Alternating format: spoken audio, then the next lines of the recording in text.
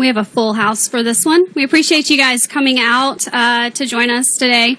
Obviously, I know most of you are all here just to enjoy Jeff's media availability, but we appreciate the fact that you'll be here to participate in our presentation from the track to Jeff, honoring Jeff for the impact he's had on the sport. And joining Jeff on the stage today is Dennis Bickmeyer, president of Richmond International Raceway, Karen League, Associate Chief of Women's and Children's Services, University of Virginia Children's Hospital, and Dr. India Sisler, Interim Division Chief, Division of Pediatric Hematology, Oncology at Children's Hospital of Richmond at VCU.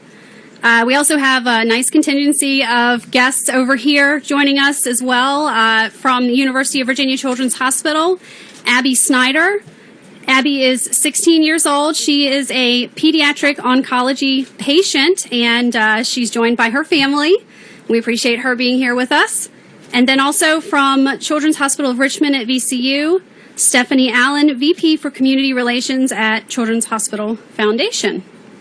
So you guys probably, hopefully, saw the press release we put out earlier this week honoring Jeff and the things that we're doing here on site, stuff that we wanted to make sure our fans knew about. But really, this is something that has been a joint effort between RIR, the Jeff Gordon Children's Foundation, and Sprint to honor Jeff by supporting his cause, which is pediatric cancer research. September is Childhood Cancer Awareness Month. On average, 43 children in the United States are diagnosed with cancer. The average age at diagnosis is 6 years old. Oh, every day. Sorry. Thank you. So on average, 43 children in the United States are diagnosed with cancer every day. And that the average age at diagnosis is 6 years old, and approximately 1 in 5 children diagnosed will not survive.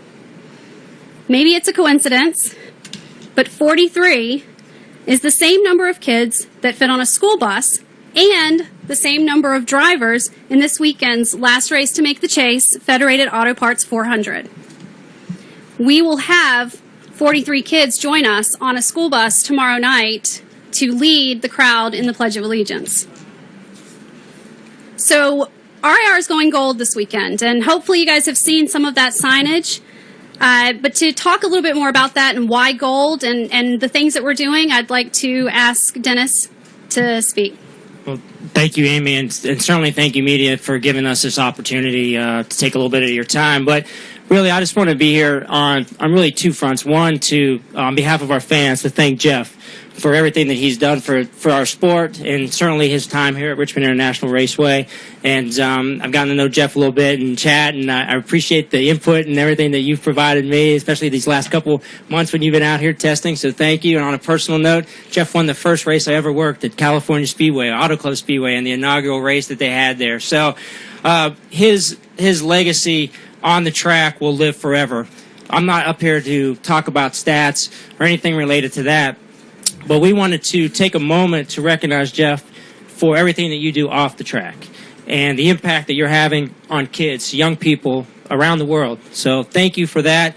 With our friends from Sprint and members of your great foundation, we got together and came up with a number of different ideas around going gold this weekend to honor kids and Childhood Cancer Awareness Month. You know, Amy mentioned a few of them. Obviously, you've seen the ribbon and the number 24 on the walls.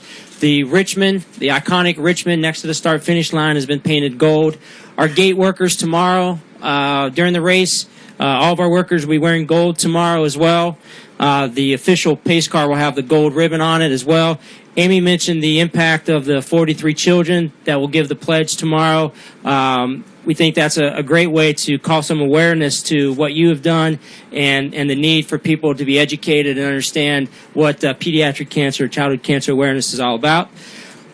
With that, too, the Richmond Children's Hospital Foundation, they're out on the Midway selling gold shoelaces. So all of our staff will be in gold shoelaces tomorrow. We want to encourage everyone to go out and purchase some gold shoelaces for $5 tomorrow as a fundraiser for the Richmond Children's Hospital Foundation as well. So we want to make sure we can make it a financial impact as well. And of that $5, only $1 goes towards the cost of the shoelaces. 4 goes to the foundation in order to help fund research for pediatric cancer. Give you a little peek of the shirts that will be worn tomorrow. On the back has the Go Gold for Kids with Cancer. It's got the Jeff Gordon Foundation logo on it, as well, again, as our friends at Sprint. So that'll be all of our staff working the gates, our gate workers and everything, wearing those tomorrow.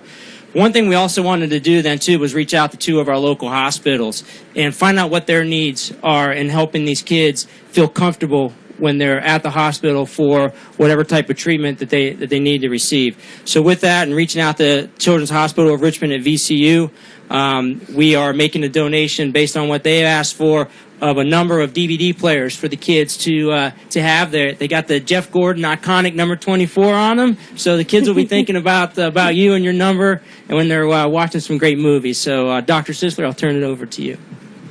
I just want to, on behalf of the Children's Hospital of Richmond at VCU, just thank you so much for having us here, both to the Richmond International Raceway and to Jeff Gordon and his foundation. We treat, at any given time in our hospital, just in the Richmond area, we have several hundred children who are undergoing therapy for pediatric cancer. And when they come to our clinic, they don't just come for an hour or two, they come all day long. And so a gift of a DVD player that can help to distract them and entertain them is really more valuable than you know. And the Go Gold, the shoelaces, all of those funds are going to stay local right here in Richmond to help children and families with pediatric cancer. But most of all, we just want to thank you so much for going gold and for calling awareness to childhood cancer. Only 4% of the funds nationally through the NIH are to raise awareness about childhood cancer. The rest is for adults. So any awareness that we can bring to the disease is just so valuable. And all of those DVD players are going to go in March. We're opening a brand new ambulatory children's clinic here in Richmond, and so those will outfit our new clinic space. And we just appreciate it. Thank you so much for having us here. You're welcome. Thank you. We also reached out to the University of Virginia Children's Hospital in Jeff's name and asked what they needed. So we challenged our staff to come up with fulfilling the request that they had at the UVA Children's Hospital. And I'll tell you, we got a lot of our team here, actually. So we have a very creative bunch and a group that worked very diligently on the need for the University of Virginia Children's Hospital. So I actually need you to step over here for a second so we can pull this off.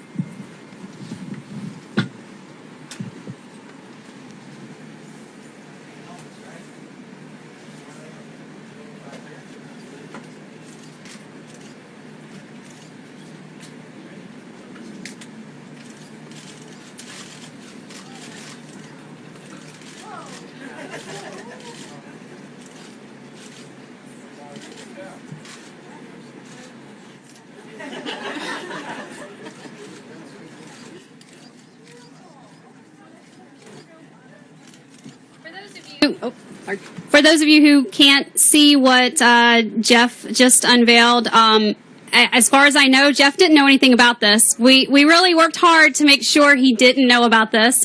Our team here at RIR spent a lot of time building a race car toy box. So the toy box will be here for you guys to take a look at and see today. But we worked hard to build this toy box. It is a race car that looks like it's coming out of the wall. It has the Jeff Gordon Children's Foundation logo on it. And again, this is something that Jeff's Foundation supported us with, and Sprint really made a difference with this as well. And we have filled the toy box full of toys, mostly Jeff Gordon toys, which was a fun project to try and locate all of these Jeff Gordon toys, and some of them are newer, some of them are old school Jeff Gordon toys. But it was a lot of fun to do that, and this donation will go to UVA Children's Hospital. And and thank you. Yeah, thank you. And I don't think you all got to hear the reaction, but you care to share what you thought? It's absolutely amazing. All these toys down there look like all the kids are just going to absolutely love them and play with them a lot. But it's good to have these toys now so that when they're in the hospital, they're not so bored. So Thank you so much. Thank you. Well said. And we'll work hard to make sure that we keep them replenished as well. So with that, some comments? First, UVA Children's Hospital thanks the Jeff Gordon Foundation and Richmond International Raceway. This is really cool. And we, whatever we can do to make children more comfortable and take some of the anxiety away or some of the boredom, as Abby so well put it. You know, when they come for cancer treatment, they don't come for 1 or 2 treatments. These kids come for years. And so it can be something that they don't look forward to. So I think they'll look forward to coming. We're really excited. Well, thank you again, Jeff. In closing, thank you for everything you've done on the track and off the track. You are definitely a true champion. Not just for the championships you won on the track, but what you're doing with your foundation and for kids. Thank you very much. Well, thank you. This means a lot to me. This is obviously something that's very important to me and something the Jeff Gordon Children's Foundation has been very active in for many, many years. So to bring more awareness to pediatric cancer, when I think of heroes, I don't think of race car drivers and athletes. I think of kids and families and the staff and doctors and researchers that are, they're working together as a team to alleviate cancer, find a cure, find a better treatment.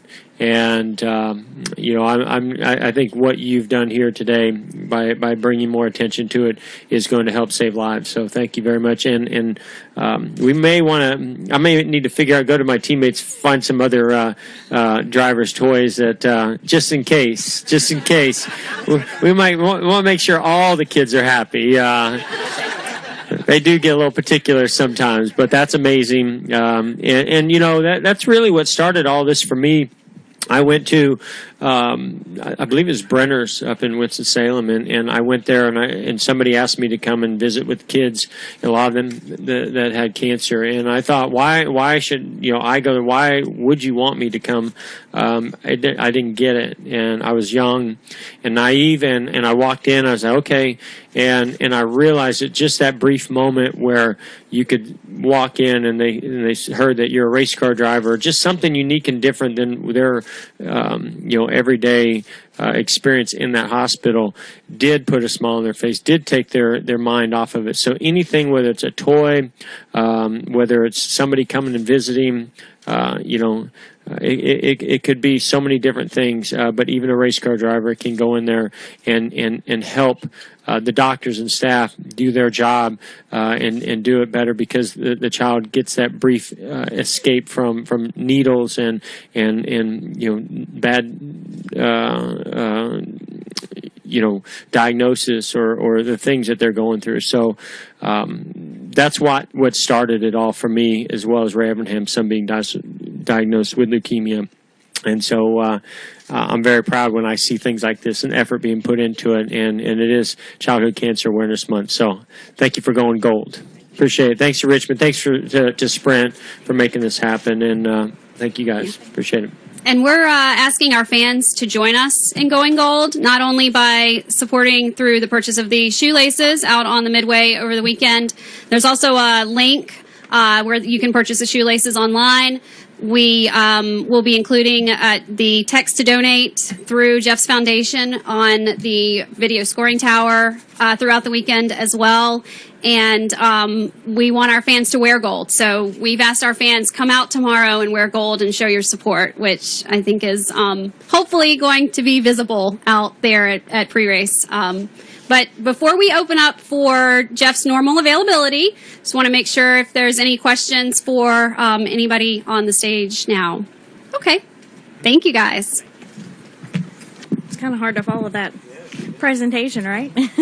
All right, we're going to go ahead and get started with Jeff's media availability here at Richmond. And Jeff will just kick off with probably what is the obvious question as you come to Richmond for the final time. Just talk a little bit about, your approach to the weekend and really what this track has meant to you over the years. Yeah, when I think of Richmond, it's a great short track. It's one I've always enjoyed. I haven't always had, great runs here. We seem to be some years we just nail it and really dominate or run up front, and other years we struggle a little bit. And it's just the challenging nature of a short track like Richmond in the competition. But all in all, I really enjoyed coming here and have for many years, and been able to win some races here and have some great memories and battles here. So look forward to that challenge again here tomorrow night. All right, we'll go ahead and open for questions for Jeff. If you have one, please raise your hand and state your name and affiliation. All right, we'll start in the back with Tom. Hi, Jeff. Tom Jensen, FoxSports.com. If I'm reading the scoring right, you make it in if you start tomorrow, as long as there's a repeat winner, and I think you need to finish 17th if there is a new winner. How much do you pay attention to things like that, and does it alter your strategy at all? I mean, I've heard those stats. I haven't paid that much attention to it because I'm just coming in here like every other member of my team, focused on doing our job to try to win the race, try to get a solid night and finish. I really believe if we can execute, which has been one of our challenges this year, then I don't think that's an issue. What I will tell you is that throughout my career, every time that I went into a race where somebody said, "Oh, you have to finish 17th or better," we usually hovered around 18th all night. So, we're trying to do everything we can to think of, being top 5 or top 10. It's really challenging to go practice during the day. It's hot and slick, just like we had in Darlington last week, and really know what you've got.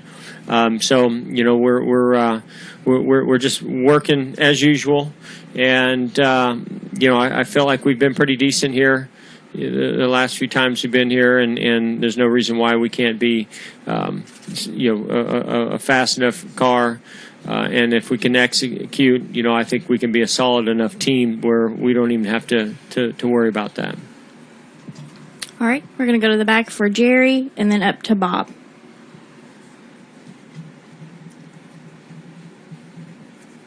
Jeff, Jerry Jordan, Kicking the Tires. On a lighter note, next week, Jimmy has a big milestone, turns 40. Any words of wisdom for your protege there? Heck, I thought he already turned 40. He had a birthday party. I don't know if he can handle 2 birthday parties like the first one he had. Age, in my opinion, is just a number. I think of myself and through the years and what that meant, and life, in my opinion, has only gotten better after 40. So the way Jimmy's going, I can see that happening for him as well. All right, we're going to go to the back with Sean and then to Bob. Jeff, Sean Robertson, CBS affiliate in Richmond. You mentioned last week at Darlington you could feel the pressure trying to make the chase. Where is the pressure level now with the race 24 hours away? Well, certainly there's no comfort in where we're at. It's so easy for things to go wrong. So you're trying to just focus on doing everything you can right, and that's what we did today. Was just focus on how to make our car better, how to plan for qualifying, put a good solid lap there together, or hopefully three solid laps, and then we'll debrief and come up with a plan for the setup of the car. I mean, that's the main thing. We're just talking, right now we're just focused on speed of the car and making sure that we've got a really fast race car. That seems to solve a lot of problems. But, we can't overthink it and stress too much about the pressure that's on us. We've dealt with pressure here before, and so no matter what happens tomorrow night, what we've learned in the past is just fight. You just fight hard for every position, every single lap.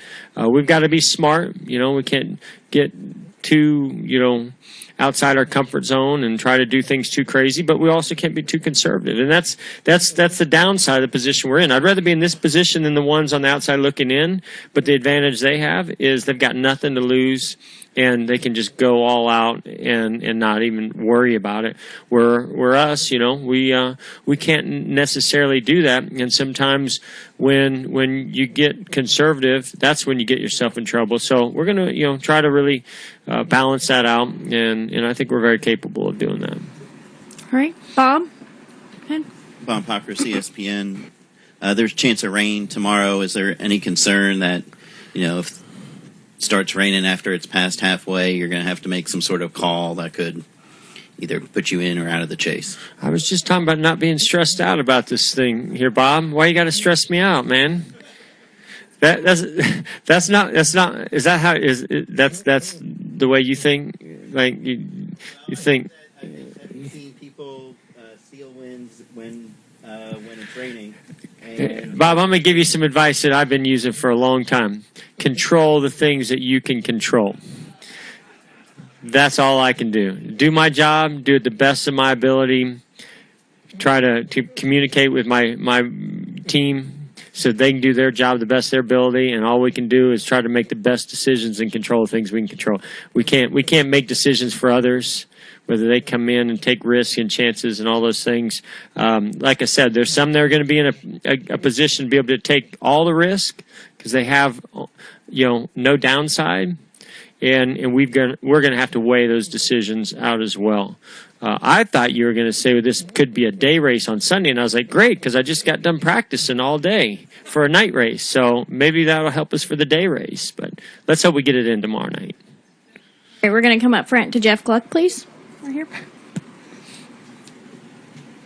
Jeff Gluck from USA Today. I'd like to ask you about the chase. Last year was pretty spectacular in a lot of ways. I mean, it was dramatic with guys winning to make the next round. You had drama, fights, altercations. With that being said, how can this chase possibly live up to what happened last year, or can it? Well, I think the format provides that. I mean, when you have eliminations and you have to win or be in a must-win situation to move on, it puts so much more stress and pressure on the teams, and that creates drama right there in itself. So, as much as excited as I am, about the format, I also am equally just stressed out thinking about being in it. I hope we're in that position that we can be stressed out and we can go do something spectacular in the final 10 races that nobody expected us to do. Do like what Newman did, last year. And so, I don't know if it can live up to last year. That was pretty spectacular. But it has been done before. I mean, Stewart did it not in this format, with him and Carl. And so Kevin did it last year, and I think it has the makings of that happening again. But certainly when you take 4 all the way down to Homestead, reset, just that in itself, I think of, wow, what drama. It's going to be amazing again, and I love this format because of that. All right, we're going to go back to Dustin Long, please.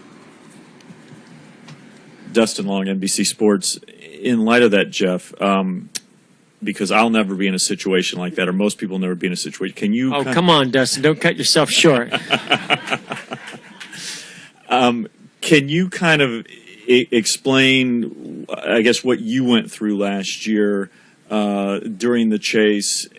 You've been in pressure situations. You've been in championship chases. You've been in all this. So how was that any different, or how did that impact you or lead you to do things that you did or didn't do last year? Yeah.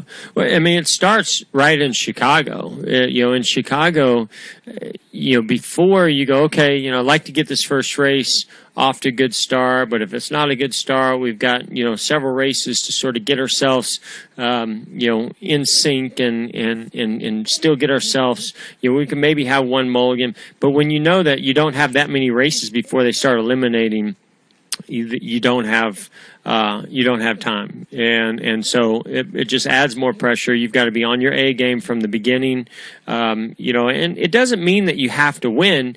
You got to be solid. So there's a couple different strategies.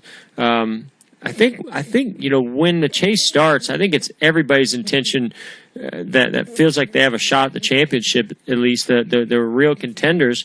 That, man, we want to come out of the gate showing everybody who they're going to have to beat for this championship. So you've got that mentality and then and thought process, and then you've got the others that are saying, you know what, we have the ability to just be super consistent and make our way all the way to Homestead by being really solid. Maybe we're not the fastest team or the best one out there, but watch what we can do. And again, I think that those create all the makings of a great storyline and a lot of drama, but it adds a tremendous amount of stress to you. I just remember last year starting off at Chicago being and maybe it's because I felt like we did have a shot, at the championship, but just carrying more load on my shoulders and feeling the tension in the garage area with those that were in the chase and with my team more so than I ever had before. And I just felt like it was because it seemed like with that format, you just can't really afford to make any mistakes. All right. Yeah, I hope you get to experience that, Dustin. It's an awesome feeling to have that kind of stress eating holes in your stomach. We're going to go to Brian. Go ahead. Brian Nelson with MRN. So, Jeff, saw a stat that over the last 8 races, there's 3 top 5s between the 4 Hendrick Motorsports cars. And you watched through practice today, and you guys seemed to struggle right off the truck, but found it when you got in qualifying trim. How do you characterize your competitiveness between all of the Hendrick cars right now, especially when you stack yourself up against those that we expect to be favorites to win the championship? Yeah, there's no secret that we're off right now as an organization, and we're searching a little bit. We're working extremely hard. I can tell you that. We had some great meetings this week, led by Rick. This is where he shines, as a leader and motivating all of us in the messaging that he gives us. And it's not like we've never been down before. We have, and I think that in so many ways it makes us stronger. And I don't know if we're going to be able to find it through the chase this year, but I guarantee you that we're not going to stop working hard until we get back on top. And the competition has done an amazing job with the work that they've done in getting an edge, and I give them nothing but credit for it. And we use, just like they've used us as motivation in the past of how good our teams have been and how we work together and have dominated. Then they've utilized that, and now we're utilizing it as well as motivation. All right, Jeff. We appreciate your time today, and we wish you the best of luck this weekend.